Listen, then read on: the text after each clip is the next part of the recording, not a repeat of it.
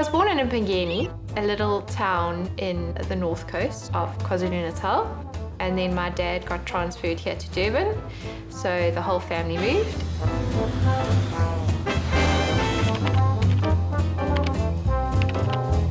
I am an interior design lecturer at the Durban University of Technology. My father's an engineer, my sister's a scientist, and here comes Lyndall suddenly saying, I want to do interior design. Lyndall was really quite an imaginative child, very arty right from the beginning. She's friendly and she's outgoing and always a smile on her face and a joy in her voice. There's me and my sister Raylene.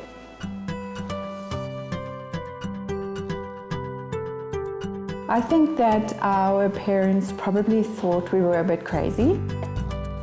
I remember my dad buying me a chemistry kit.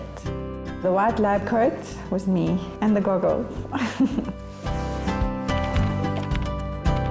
Jacques and I met when we were at university. She broke my knee. We pretended to dance with one another. I fell over and broke his kneecap. We are definitely best friends, always have been since we've met. When we got married, we got 2 dogs, and then a year later started talking about, maybe we should start a family. I was diagnosed with polycystic ovarian syndrome, and Jacques had a very low sperm count. We decided to start the IVF journey. You have to inject into your stomach or your thighs every single day. It was very difficult. It was very strenuous. It was very fatiguing, physically and emotionally. She lifted up her top and her stomach was just bruised. And I remember thinking, is this really what happens? We actually fell pregnant on the 2nd IVF. I thought, this is it. This is the end of our journey, and it wasn't too bad. We had so many weeks, we're going to make it. This is going to be it. At our 8-week scan, the heartbeat was not there. Worst news you could ever get in your life. It was very heartbreaking when we found out that they were struggling to fall pregnant, and dreadful when she lost the child, because I knew the pain that she was going through. I battled through a couple of weeks of being very upset, depressed. Then we went into our 3rd IVF. It went well, but nothing happened. Then you start looking at yourself and thinking, did something I've done or haven't done or haven't passed on? I think every girl growing up play with dolls and you imagine yourself living in a house. For me, it was no different. Linny and I met at Tech. Pretty simple boy meets girl kind of story. He used to wear his pants under his bum and he was the cool guy. Dennis and I actually got married at a very similar time to when Ray and Jacques started their IVF.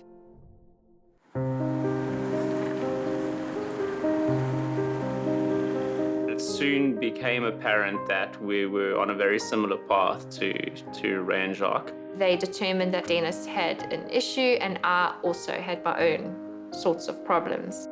And Lyndall came and said she had issues. Well, that nearly killed me. I felt like my body had failed, something that it was supposed to do.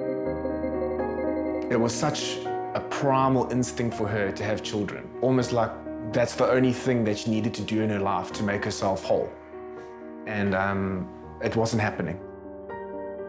What started off quite passively became something that swept us both away, and for a year and a half it was pretty extreme times of trying different treatments, each time ramping it up a little bit. Acupuncture, reflexology, light therapy, Chinese medicine. Pixie and assisted hatching and...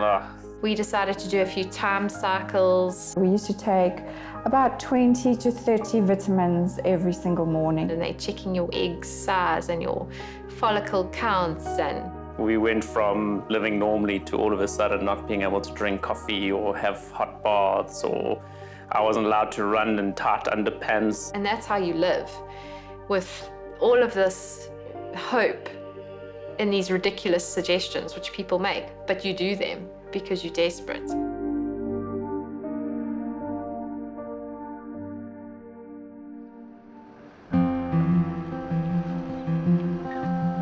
the time we got to the 7th IVF, we had gone through so much, and I think we were almost getting ready to say that we weren't going to do it anymore.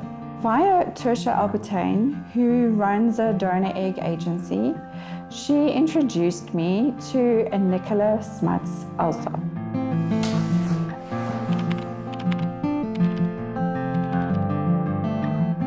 The first time I spoke to Raylene, she was very nervous and very anxious. We had to provide her with certain details about our birth date and time. Raylene phoned out of the blue one day and asked me the exact time she was born. Exact, Mom, because we have got hold of a fertility astrologer.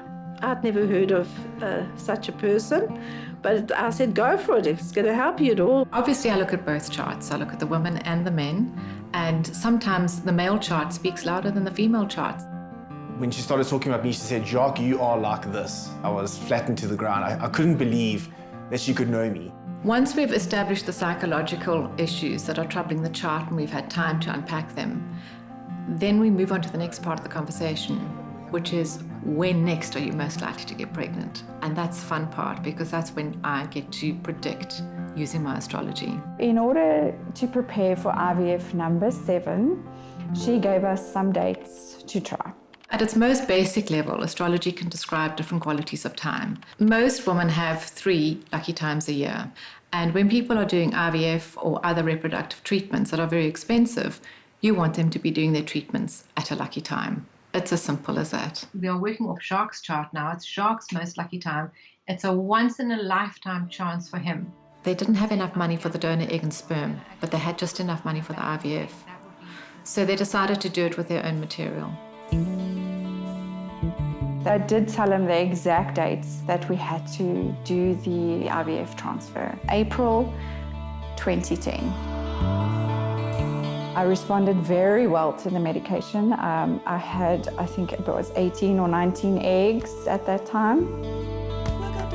They retrieved all of them, and all of them fertilized, which was a record for us because up to that point, we had had almost 0 fertilization, as well as we never had very good quality embryos. It was unimaginable that after so many years of trying and so many years of putting back 4 or 5 embryos at a time and never getting anything, that it could happen. They asked us how many would we like to transfer. And at the time, I was desperate and Jacques was desperate as well. So we went for the maximum, which was 4. We went for the 6-week scan, and the first thing he said is, oh my word. And so I immediately wanted to die because I thought, oh no, it hasn't worked. So he said, oh my word, it looks like quadruplets.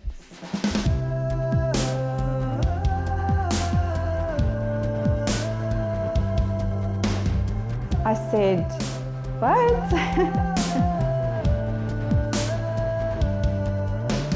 The joy was an apprehension and then anxiety, because now everything that you've worked for is now finally coming true. There were 4 embryos that had implanted. The 4th one had implanted, but it hadn't grown. When they started coming out, the joy, it's just, you just cannot describe it. Congratulations. Finally, I had gotten there to the end.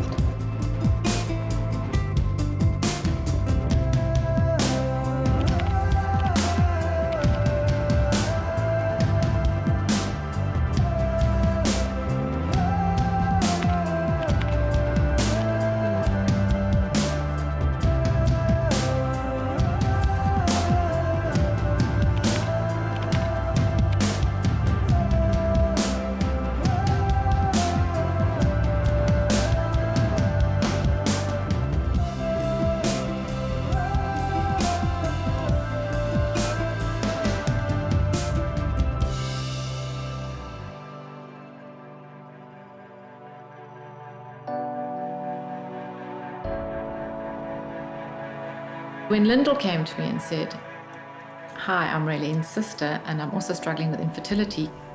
Can you do for me what you did for her?" I just said to her, "You don't know what you're asking." We had been trying for about a year, and my sister would guide us all the time. I just wanted her to not have to go through what I did. The long journey to have children. Raylene had organised us to have a chat with Nikki, and our having first-hand knowledge of Ray's story was absolutely key. Sadly for her, it wasn't like Raylene and Jacques. I said to Lyndall, "You're not going to have an opportunity for 2 years." I couldn't imagine waiting. They did try 2 rounds of treatment that didn't work. And I remember meeting Dennis outside when he got home that night and just crying. And so she got back to me and said, "Right, I just want to confirm this is the time." And I said, "Yes, it is." When we said to our doctor, "Look, we need to do it on a certain day at a certain time," he queried it. He said, "Oh, yeah, what's happening?" And we explained the whole situation. And he was fully supportive of it. He was like, "Look, if that's how your body works and if that's how your stars work, then we'll do it." Then he had no objection to it at all. So in the next 2 weeks after the transfer, they call it the 2-week wait, and it's torturous because every day you go from thinking it's definitely worked to it'll never work. And we woke up early on that morning and we got a pregnancy test, and there it was, as clear as day, that it was a positive.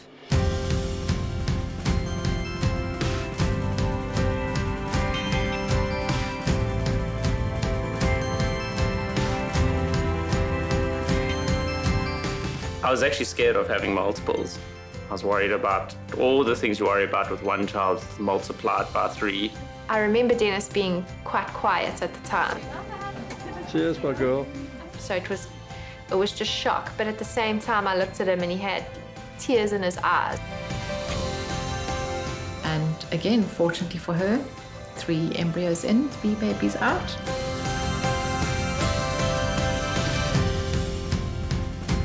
It seemed impossible for so long. And now all of a sudden, my parents have these 7 beautiful grandchildren. 7 grandchildren, 2 sets of triplets, and of course our little champion Ethan, who was born, much to my relief, naturally.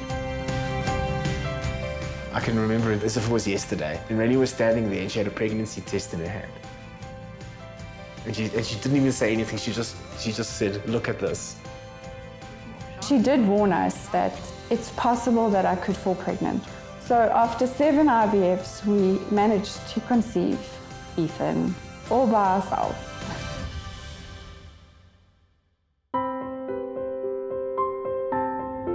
We often nerdhook to see Raylene and Lyndall, to meet their children. I feel like on one level I know them, but obviously I've never met them. As we get closer, I get more emotional. I think that always will trigger me and push me over the edge for sure.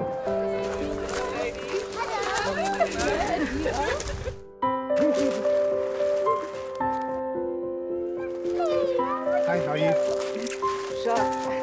You were my first set of triplets, and then your sister was my second. Because everyone can always say, "Oh, that was just luck." But then the prediction of Ethan, that was the shocker, really. It looks like a kitty cat's tail. Be careful what you ask for. Be careful for what you... How's life now? They're such little characters. Sometimes I ask myself if these predictions that have come true are just miracles. Well, they are. They are real miracles for the people who experience them.